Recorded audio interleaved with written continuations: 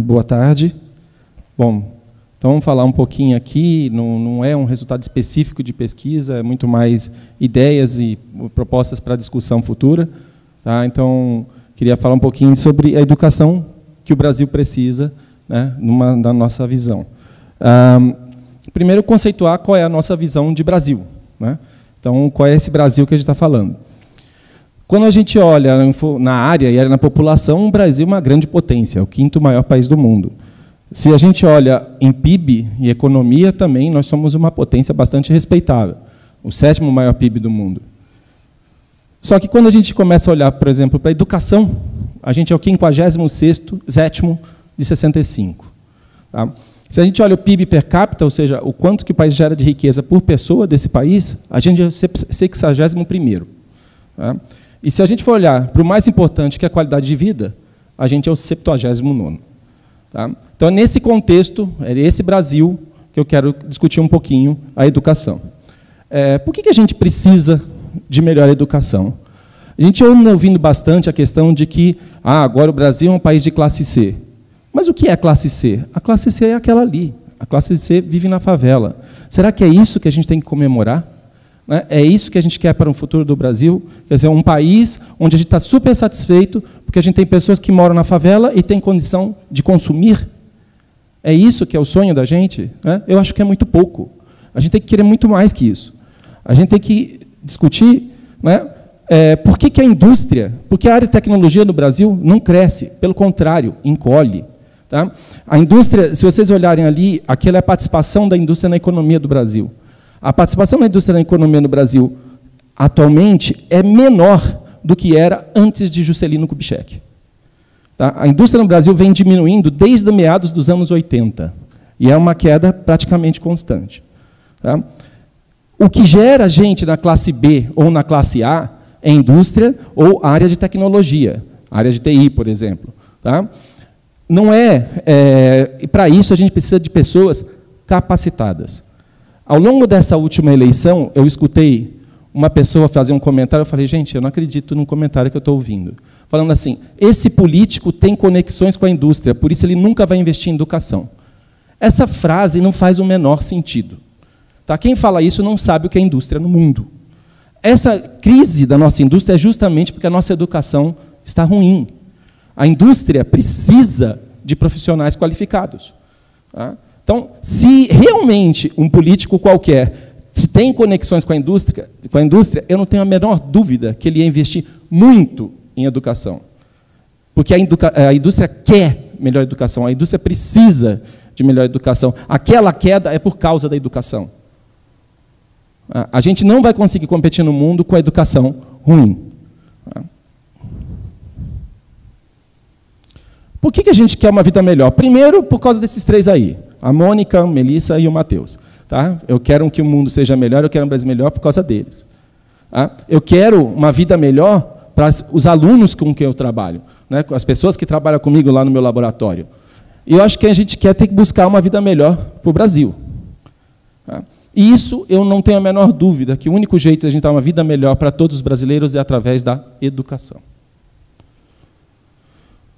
O que a gente precisa na educação? Uma coisa que eu acho que é importante, eu sinto isso não só como pesquisador, mas como pai. O pai que está levando seus filhos na escola e que anda discutindo bastante com coordenadores sobre o que é aquela escola, o que ela oferece para aquela escola. Eu sinto que a nossa escola hoje está invertida. A nossa escola hoje está se preocupando muito pouco com conteúdos, ela não se preocupa tanto com ler e escrever, ela não se preocupa tanto com fazer conta, com ciência e geografia, e ela se preocupa com muita coisa que deveria ser cobrado dos pais, e não da escola. Tá? Então, eu vejo, por exemplo, a minha filha voltando, o que você viu na tal disciplina? Eu aprendi a sentir e a pensar. Falei, legal, tá bom. E matemática? Pai, me ensina, porque eu não aprendi na escola.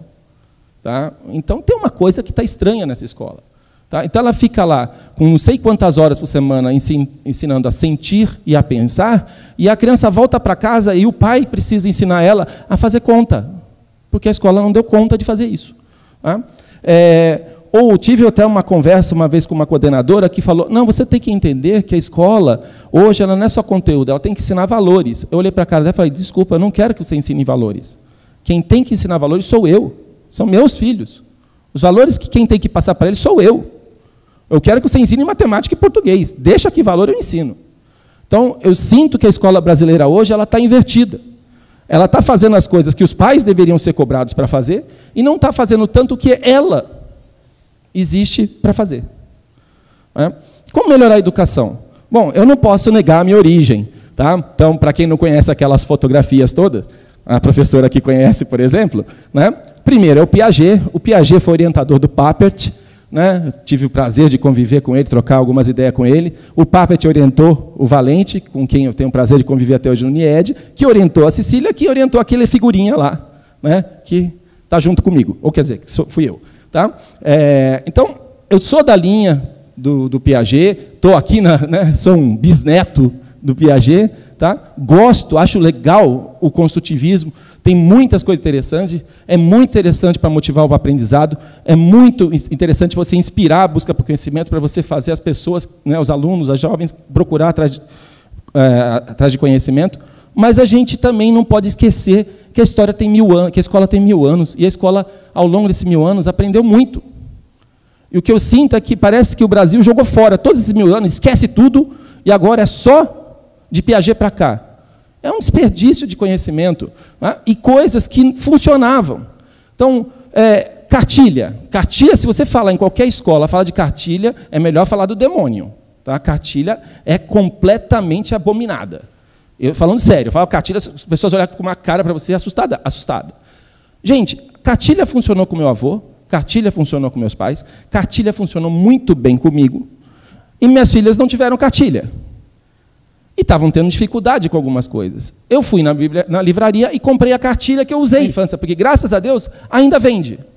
E adivinha, as minhas filhas voltavam da escola, pegavam aquela cartilha e ficavam a tarde inteira se divertindo com a cartilha.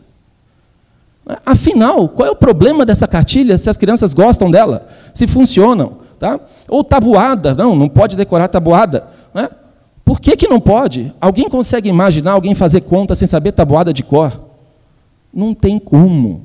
Você não dá o passo além se você não dá o básico. A gente precisa do básico. Precisa de saber, dar a tabuada primeiro. Ah, mas decorar é chato. Quem disse que decorar é chato? As crianças adoram decorar. As crianças assistem o mesmo desenho animado 50 vezes para decorar o que eles falam. A gente não pode colocar os nossos valores nas crianças. Ao longo de 1000 anos, a escola aprendeu que decorar a tabuada funciona. E agora, há 30 anos atrás, alguém descobriu que não, nada a ver. E adivinha, a nossa escola continua piorando. O que a gente tem aí que a gente pode usar da escola? Bom, a nossa geração atual, a geração que está na escola hoje, é a geração que nasceu com tecnologia. E a gente está dando para eles, não dá para ver muito ali, mas aquela escola lá. Até pior, né? No Brasil, uma boa parte das escolas não tem energia elétrica. Né? Uma porcentagem grande. Tá? É pior que aquela. Tá? A gente tem que usar a tecnologia, porque a criança quer entrar na escola e ver o que ela vê no mundo real dela, no dia a dia dela. Né? Então, para motivar, usar coisas como gamificação. Tá? Então, aqui, à esquerda, foi uma experiência que eu tive lá na Faculdade de Tecnologia, né, de ensinar programação de uma forma completamente diferente. Demos robôs e falamos, vamos fazer uma disputa entre vocês. Foi fantástico. Eu tinha 10 alunos matriculados, às vezes eu olhava para a sala, tinha 20 alunos na sala. Eu falava, ué, o que você está fazendo aqui? Eu também quero brincar. Tá? Então, a pessoa ia lá sem estar matriculada porque achava aquilo legal. Então, a gente tem que usar a tecnologia que deixa essas coisas legais. Para contextualizar, do lado de lá, vocês estão vendo uma ferramenta que é feita para crianças, tá? De você criar aplicações em smartphone Android que controlam um robozinho no chão. Tá? Então, imagina para aquela criança ver que aquele smartphone que a mãe dela usa, que o pai dela usa, dá para controlar um robozinho. Tá? A motivação que isso dá.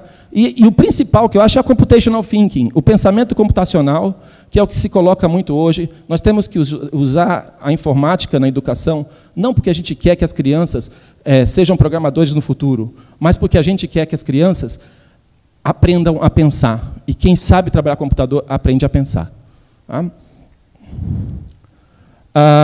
Mas a escola não pode ser só louvar a tecnologia.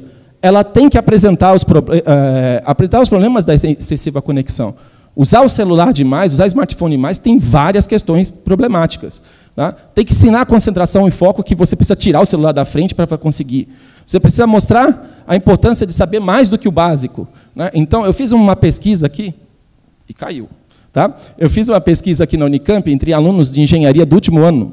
Neste ano, no meio desse ano, eu fiz a seguinte pergunta: quem é Michel Temer? 70% não sabia quem era Michel Temer. Eu disse os engenheiros do último ano da Unicamp. Quer dizer, a gente está numa época que o conhecimento está muito superficial. Você vê o título e clica, e clica, e clica, e não lê. Tá? Então, imagina que os professores da Unicamp, os alunos da Unicamp não sabem quem é o vice-presidente da República. Tá? Então, a gente precisa valorizar o encontro, o contato, a interação, outras coisas que tem que sair da tecnologia para isso. Antes que eu seja expulso, só que esse treco agora desmontou, vamos na mão aqui? Não, não vai. Espera aí. ESC. Rapidinho, só para fechar. A escola, a gente tem que pensar numa escola que liberte, que valorize a curiosidade, que a criatividade, que dê espaço para a experimentação e que seja laica em todo sentido, que não imponha nenhum tipo de valor, nem religioso, nem político, nem ideológico. A escola tem que deixar a criança pensar. Agora, né? Mas também a escola não pode ter medo de disciplinar. Tá? Então, eu vejo isso assim, não, isso é errado. Gente, a gente tem que ensinar que tem que respeitar professores, tem que respeitar regras, né? Que sem esforço e sem mérito ninguém chega em lugar nenhum. Tá? E que sem esses valores nenhuma nação progride. Tá? Que nação vai progredir se você não valoriza as pessoas que se esforçam, as pessoas que têm mérito? Tá? Então, a escola tem que ensinar isso. O Brasil precisa da gente. Tá? A gente precisa se colocar como responsável pela educação, parar de colocar a culpa no governo, nos professores, nos pesquisadores. Todo mundo tem que fazer a sua parte o máximo possível, porque é só assim que o Brasil vai melhorar. Né? Porque os jovens do Brasil têm potencial. E eu queria passar um vídeo para fechar aqui. Tá? Desafio Jovem Engenheiro é um projeto que a gente conduz aqui na Unicamp para jovens, à luz da internet, para divulgar a participação de crianças do nível médio, tá? Incentivá-los a gostar de tecnologia. Isso aí foi o que o grupo de quatro jovens de ensino médio fizeram sozinhos ao longo de uma semana, quando a gente propôs um desafio. Tá? Então, se você vê tudo que eles fizeram em uma semana, tá? Integrando várias tecnologias, tá? Integrando física, integrando um pouco de química, integrando a parte de computador, que vocês vão ver ao final. Tá? Se a gente dá a motivação certa, se a gente incentiva os jovens a irem mais longe, eles vão. Foram 6 projetos como esse na final, todos eles muito bons. Tá? Sendo que a única coisa que precisou foi organizar isso através do Facebook, tá? E incentivá-los através de uma divulgação e de uma pequena premiação. Tá? Então, eles fazem coisas fantásticas quando a gente dá potencial para eles. Bom, é isso que eu queria falar. Né? A minha ideia é vamos juntos fazer o Brasil o país do presente. Né? Vamos largar essa ideia do Brasil do país do futuro. Tá ok? Obrigado.